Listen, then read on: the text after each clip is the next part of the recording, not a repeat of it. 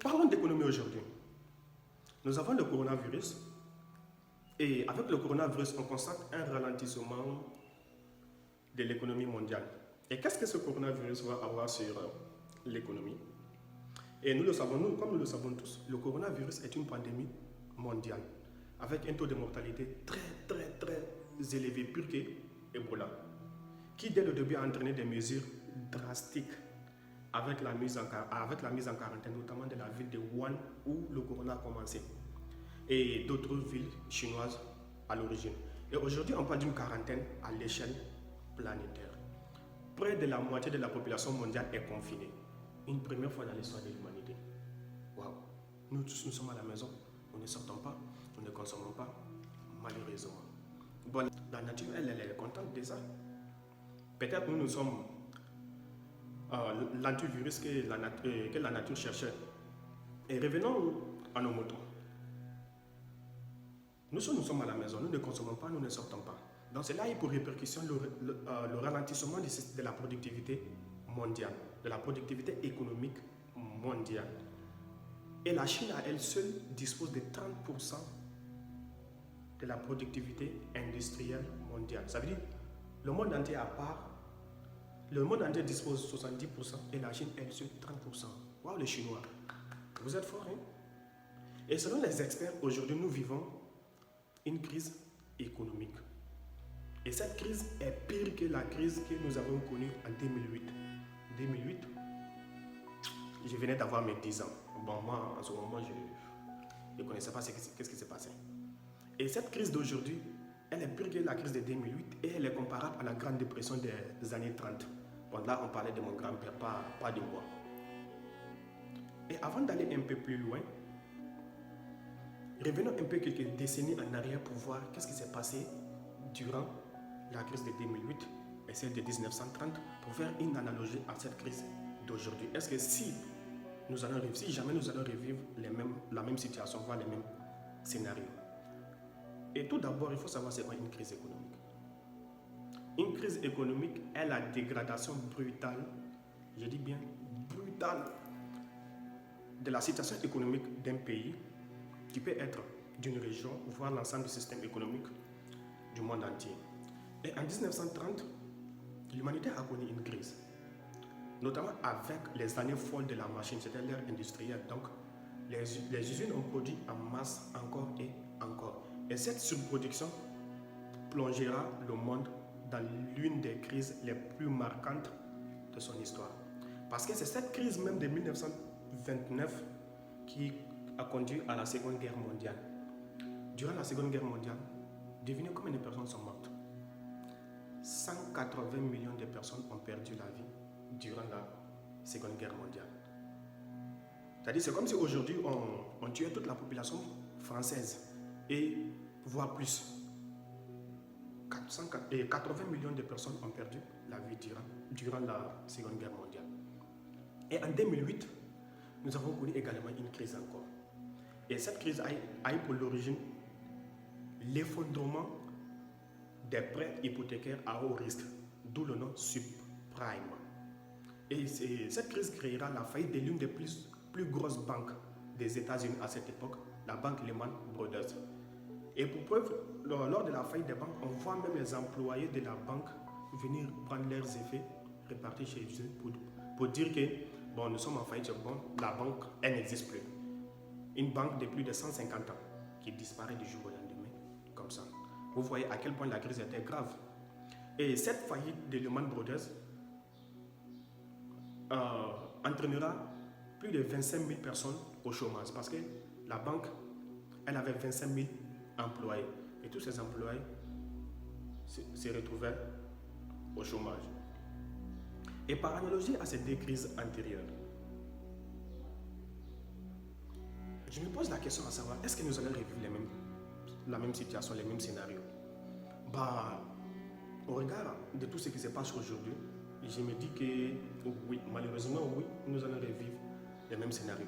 Peut-être pas une guerre mondiale, mais l'explosion du chômage, la faillite des entreprises est inévitable parce que nous y sommes déjà. Pour preuve, durant le mois dernier, les États-Unis ont recensé plus de 17 millions de personnes qui viennent de faire leur entrée dans le monde du chômage. Et il y a également... Le coronavirus fait sa première victime dans le secteur aérien. Flybe, la compagnie régionale britannique, met la clé sous la porte. Conséquence, tous les vols sont cloués au sol et les passagers se retrouvent livrés à eux-mêmes dans les aéroports. C'est bon, elle aussi, comme Lehman Brothers, elle vient de faire faillite, elle n'existe plus. Elle aussi laissant derrière elle 2000 employés au chômage. C'est triste quand même.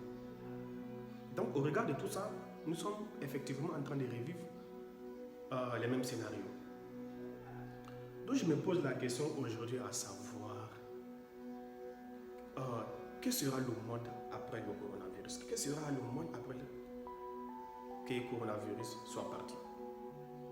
Quelles conséquences tout ça va avoir sur le cours de l'histoire de l'économie mondiale?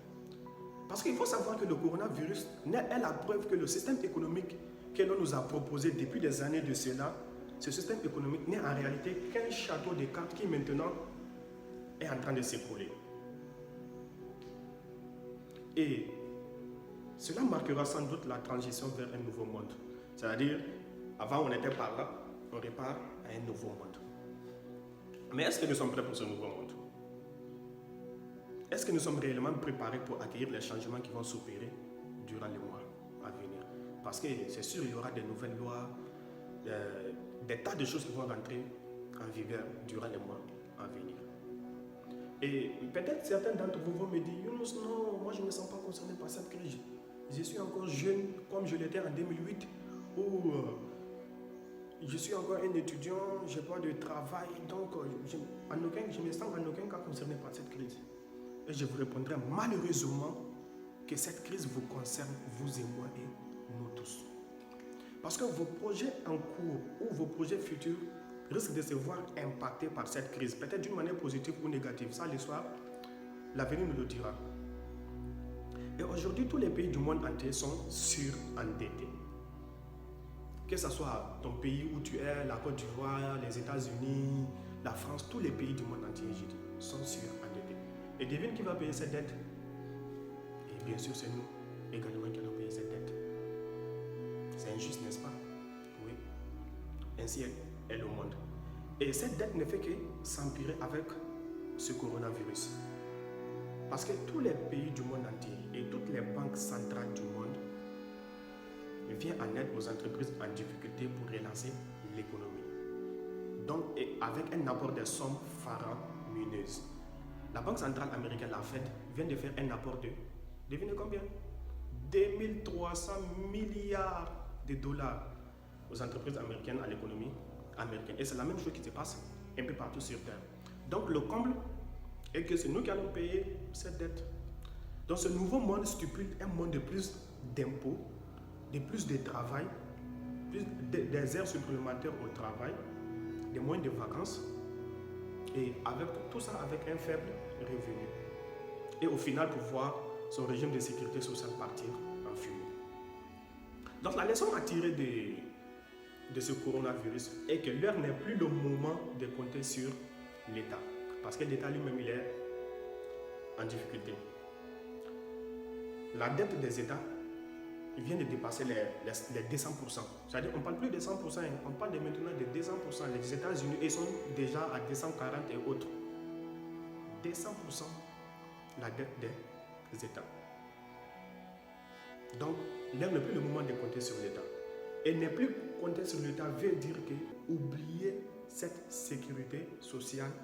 Et cela impliquera sans doute une prise de conscience collective et un retour sur soi.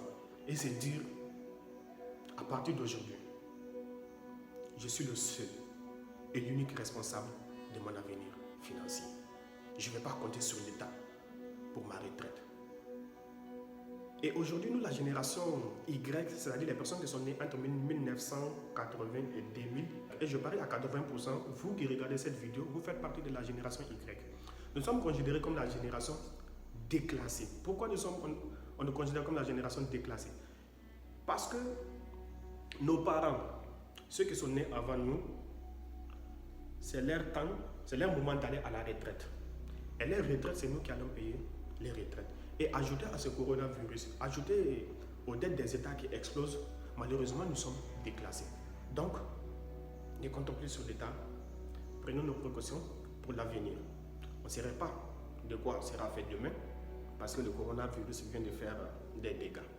Donc, préparons-nous pour demain. Et j'espère que cette vidéo vous aura plu.